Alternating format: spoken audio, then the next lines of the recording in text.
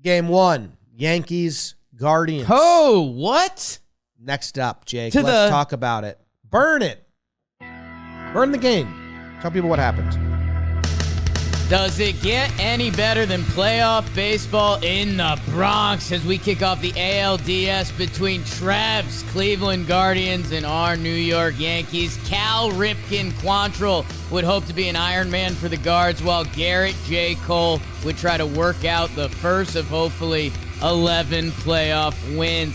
Top 3, Rich Homie Quan had the Yankees feeling some type of way. Solo homer for the leadoff hitter. It's 1-0 Cleveland. Garrett would get out of a bases-loaded mess. Speaking of a loaded mess, Master Bader, the hometown kid, finds the seats to tie it up at ones. Jose. He gets it done with the sac fly. It's underrated. 2-1 Yanks. The momentum is flowing. And Rizzo orders the double-decker. The 2-run shot into the second deck at the stadium. And the Yankees pen would hold from there. Cole, Johnny, Wandy, and Clay. Yankees take game 1, 4-1 final. Bam, bam. We were in the Stream Lounge with Chris Rose. Roman. Who is Roman ready all the time. Wooga. But he doesn't need T support. Or maybe he does. I don't know. We'll ask him. Testosterone is important, Jake. You have a lot of it sometimes. Yeah. And then other times, wildly none. Right. It's bizarre. Go to GetRoman.com/Talkin today, and if you're approved, you'll get $15 off your first order of Roman T support. That's GetRoman.com/Talkin. And like I said, testosterone is an important part of a man's body and health, so it's important to start supporting it early. Dietary supplements are a way to aid your body's natural functions if you feel like diet and exercise are not enough. Do you feel like that?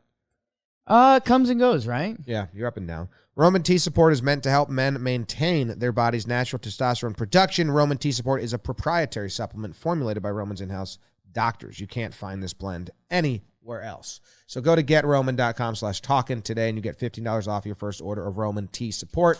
Trev, Jake, and I have talked about this game. We talked about it live while we watched it. We did a recap on Talkin' Yanks, so I'm going to let you dictate the direction here, what you saw, what you want to talk about, your thoughts.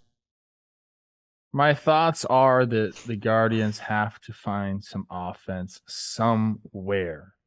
And we're not just talking about this series. It goes back to last series, 4 runs in 33 innings in the postseason. It was a solo homer by Oscar Gonzalez. It was a 2-run homer by J-Ram and a solo homer by Quan. And that is it. You're not going to get very far in the playoffs if that is what's going on. You don't have it's just you can't win like that. Obviously, you have to score runs. Very difficult to do against Garrett Cole, who looked good, had a really good outing. I know Dan Rourke was just singing his praises and couldn't stop. So if they're just going to be like this offensively, if they can't get guys on in front of J-Ram or Oscar Gonzalez doesn't have a big series, I mean, they have to find a spark plug somewhere to get the offense going. This is going to be over in 3 games. It does not look great. They were 0 for 8 with runners in scoring position. It's just, that's the story, dude. Like, if you can't score runs, you're not going to win any games. It's pretty simple. Yeah.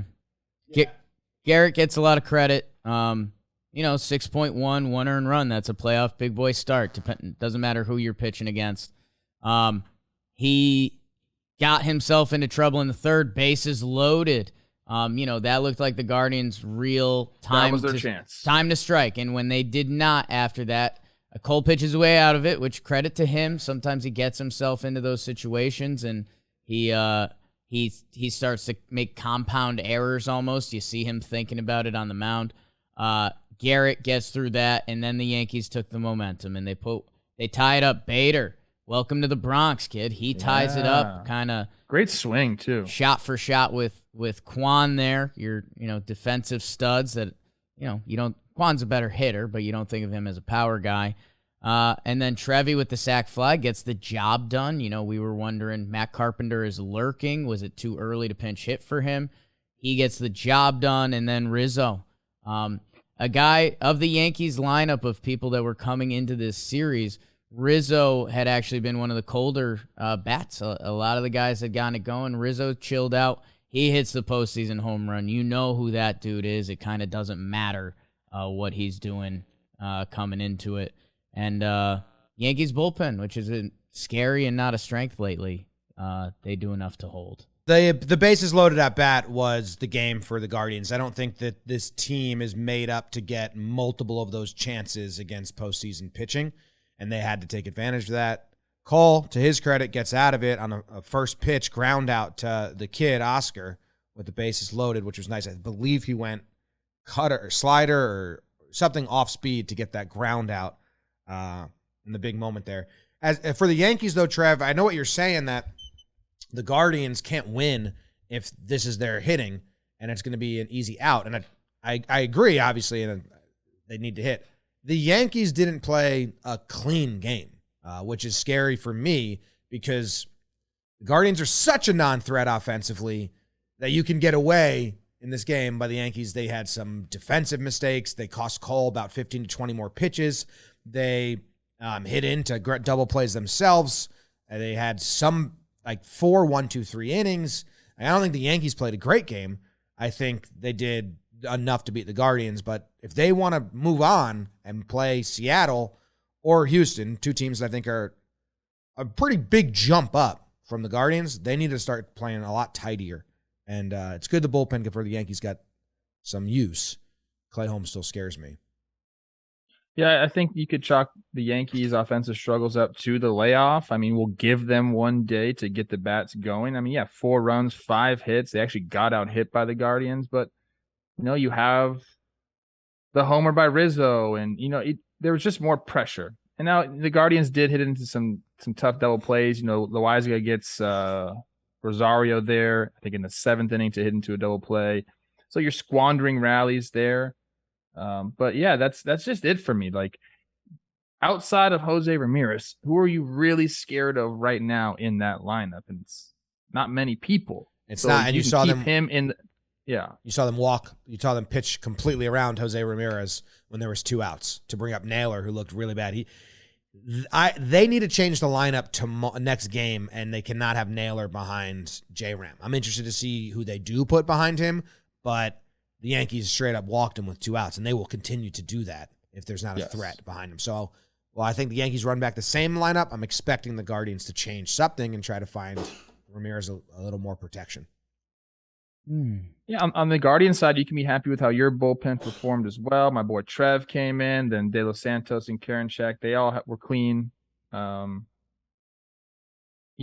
got to score. That's it, dude. That is the bottom line here. I'm a little nervous to see how this Yankees offense comes out the next game. For you guys, is it going to be a banger? Then I'm scared for Cleveland. If they come out and are same type of thing, that's like you're saying, James, it doesn't really lend themselves well to going deep into the postseason. But I think this was a little bit of that layoff, a little bit of rust, if you will. The Yankees can get to Bieber. Pitchers that pitch like Bieber, the stuff he has and where he likes to locate it, does not. The Yankees like that.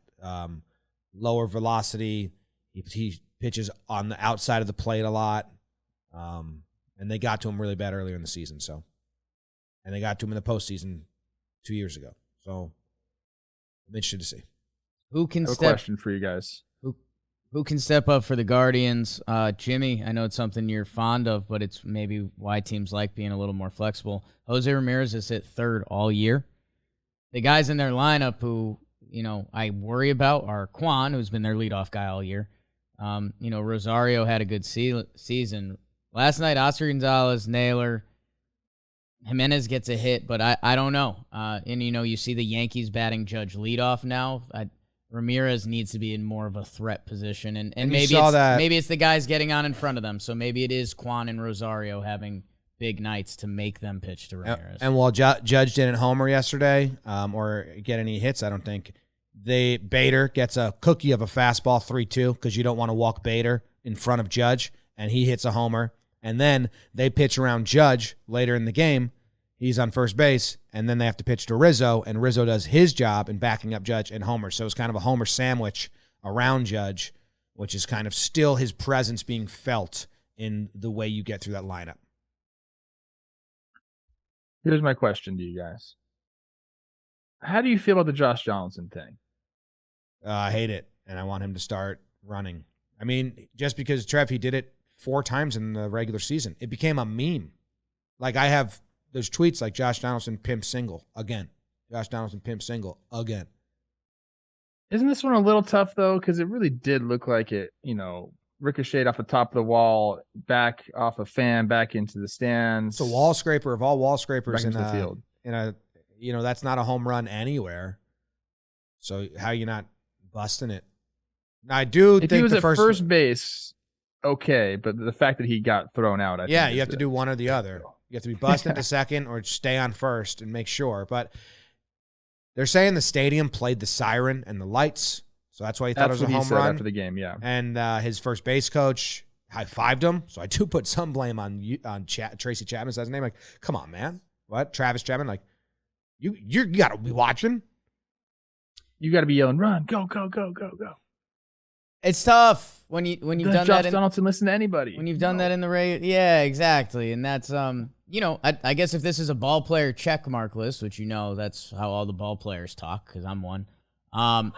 If you're gonna do that and you're gonna hit a ball there that's looking questionable and top of the wall, like you said, pick one or the other. If you jog because you think you hit a homer and they're playing lights and it's booming, why don't we play it safe and stay at first, because it's a playoff game that matters, and you don't want to go down in lore as the worst thing that happened. Luckily, Cleveland, they punted away instantly. IKF slashes the ball down the line, and Oscar Gonzalez whiffs on it. So Yankees get third base there.